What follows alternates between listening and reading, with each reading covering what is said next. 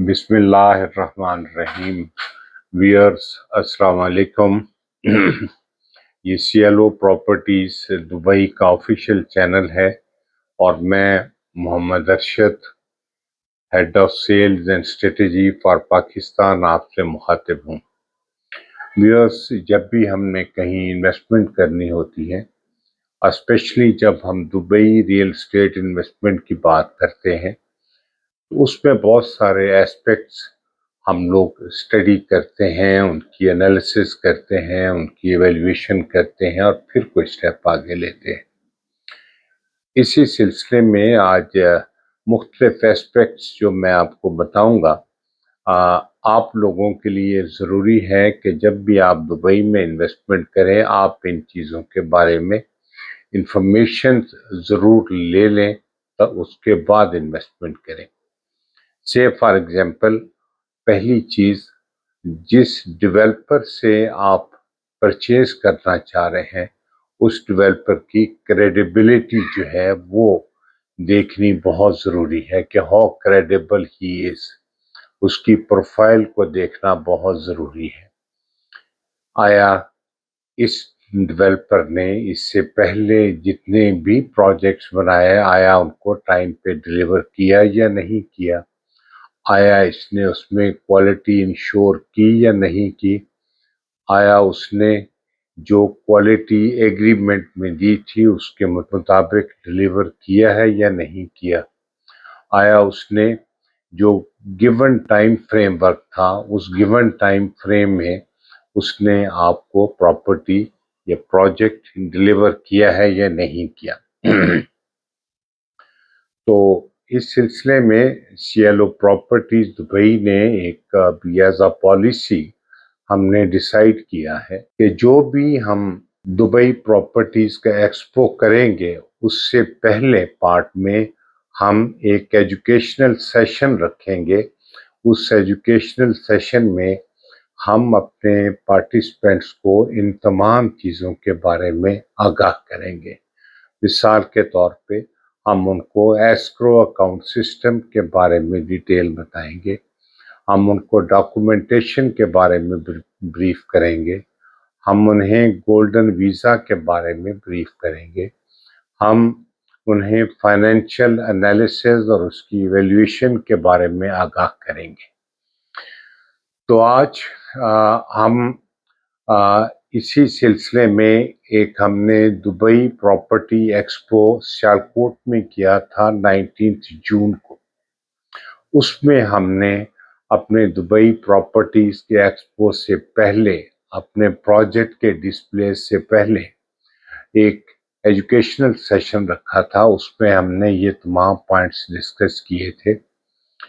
उसी रेफरेंस के साथ वो चूँकि एजुकेशनल सेशन काफ़ी लंबी ड्यूरेशन का था, तो इसलिए हमने उसको 4 हिस्सों में तकसीम कर लिया है, 4 वीलॉग्स में तकसीम किया है, ताकि आप लोग आसानी से उन्हें सुन भी सकें और समझ भी सकें।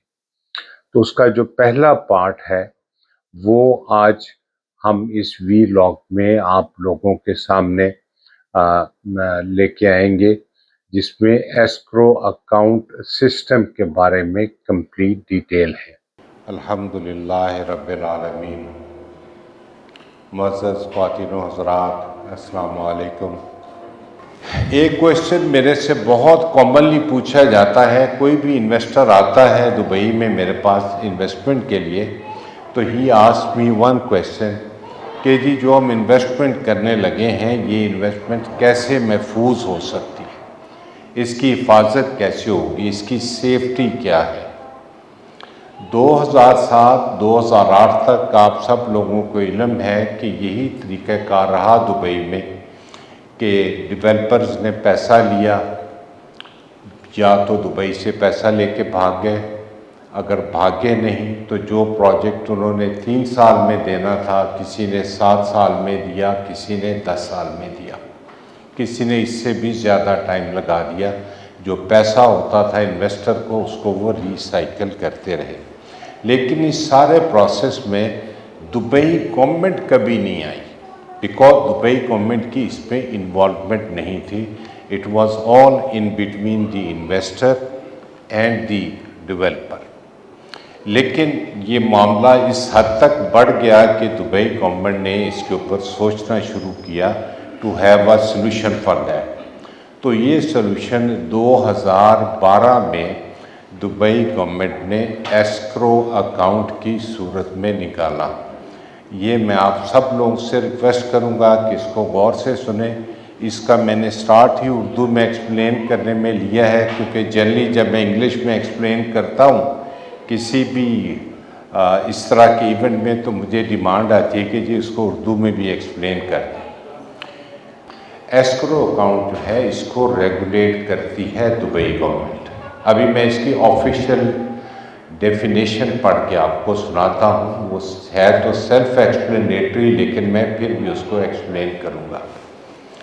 इसकी जो ऑफिशियल डेफिनेशन है वो ये है कि escrow refers to a neutral third party, that is the Dubai government, holding assets or funds before they are transferred from the first party, that is the seller, in transaction to the second party, that is the purchaser.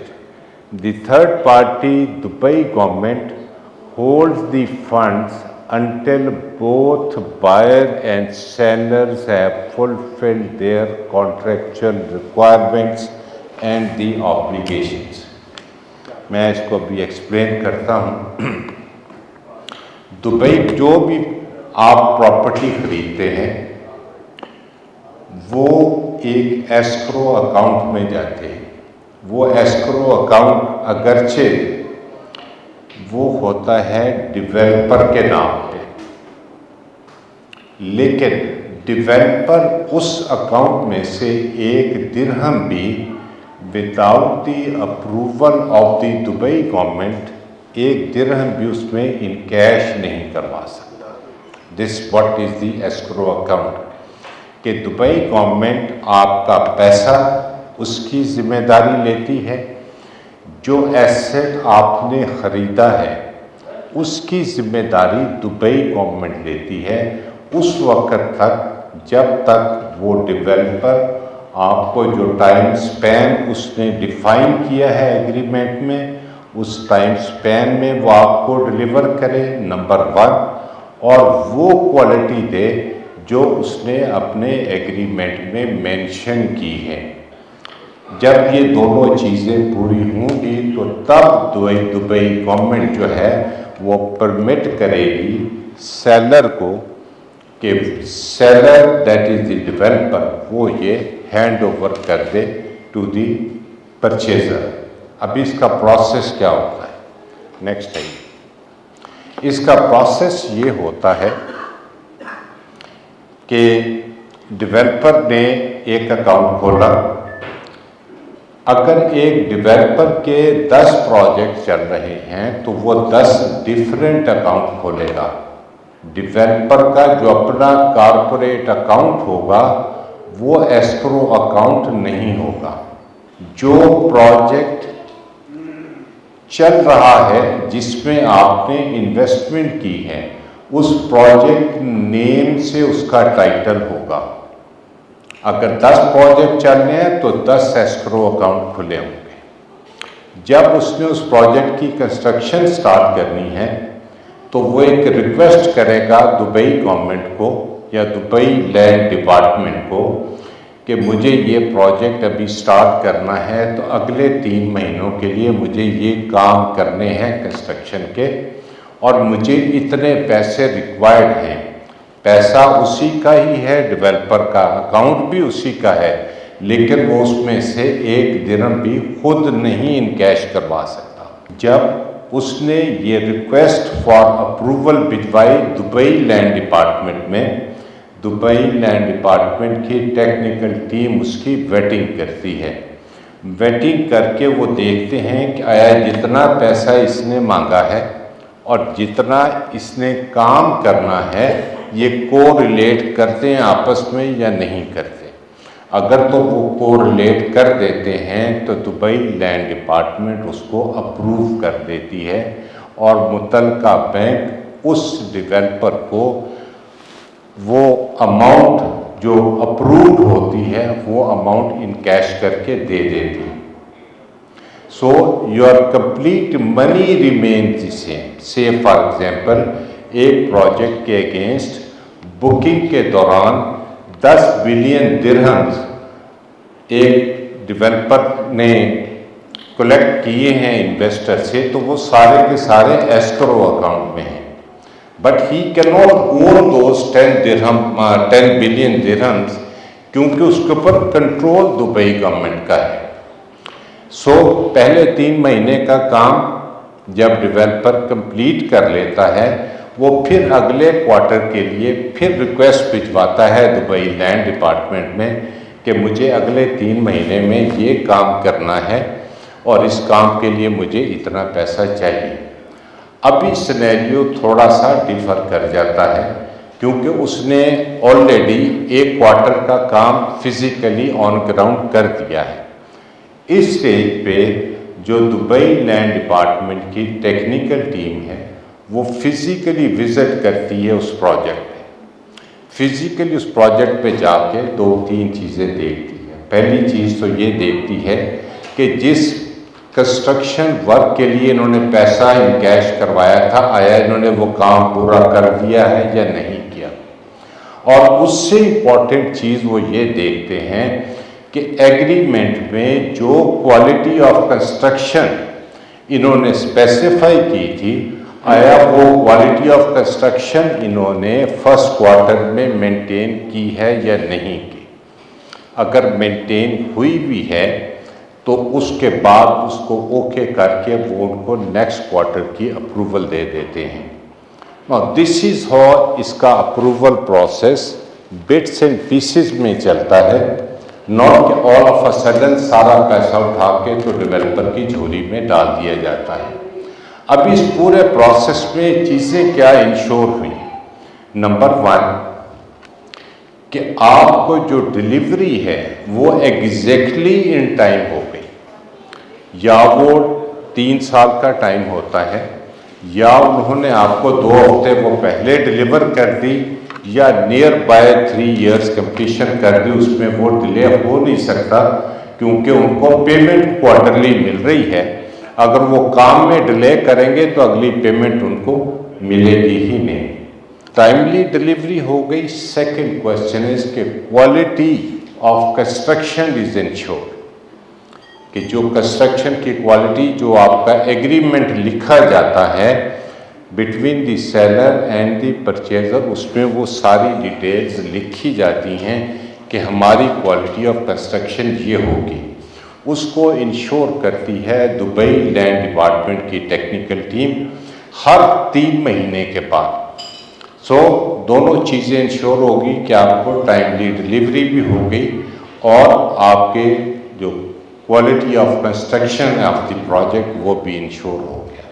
Now this is how this escrow account ये आपके पैसे को भी safe रखती है, आपकी quality of construction भी ensure होती है और आपको टाइमली डिलीवरी भी होती है। इन तीनों चीज़ों से ऊपर ये है कि किसी स्टेज पे अगर डेवलपर ने कोई गड़बड़ करने की कोशिश की तो दुबई गवर्नमेंट जिम्मेदार है। मैंने आपको बताया था कि 2007-8 तक जो कुछ हुआ दुबई गवर्नमेंट ने किसी की जिम्मेदारी नहीं ली। अभी एस्क्रो अकाउंट की सूरत में दुबई गवर्नमेंट टोटल रिस्पॉन्सिबल है। अगर डेवलपर ने कोई कमी पेशी की, डिले किया या क्वालिटी ठीक नहीं दी या कोई और ऐसा प्रॉब्लम क्रिएट किया जिससे इन्वेस्टर को कोई प्रॉब्लम हुआ, तो उस सूरत में दुबई गवर्नमेंट जो है वो जिम्मेदार है। आपने ना डेवलपर से पूछना है, ना आपने जिस प्रॉपर्टी डीलर के थ्रू वो प्रॉपर्टी ली है ना उससे पूछना है। It is the direct responsibility of the Dubai government. तीसरी चीज़ मैं आपको इस और भी बता दूं इसमें कि ये डेवलपर्स पाबंद नहीं हैं कि वो अपने प्रोजेक्ट के अगेंस्ट एस्क्रो अकाउंट खोलें। डेवलपर की पाबंद नहीं है। हमने एज परचेजर ये इंश्योर करना है कि जब हम किसी डेवलपर से किसी प्रोजेक्ट में इन्वेस्ट करते हैं तो हमने उससे दो चीज़ें देखनी हैं। सबसे पहले टॉप प्रायोरिटी में नंबर 1 कि जिस प्रोजेक्ट में हमें इन्वेस्टमेंट करवाने की ऑफर हो रही है, आया उसका एस्क्रो अकाउंट उस प्रोजेक्ट के टाइटल नेम के अगेंस्ट खुला हुआ कि नहीं खुला हुआ। ये जो बातें मैं भी आपसे कर रहा हूँ, मैं तमाम चीज़ें आपको डॉक्यूमेंट्री दिखाऊंगा भी इसके बाद। नंबर 1।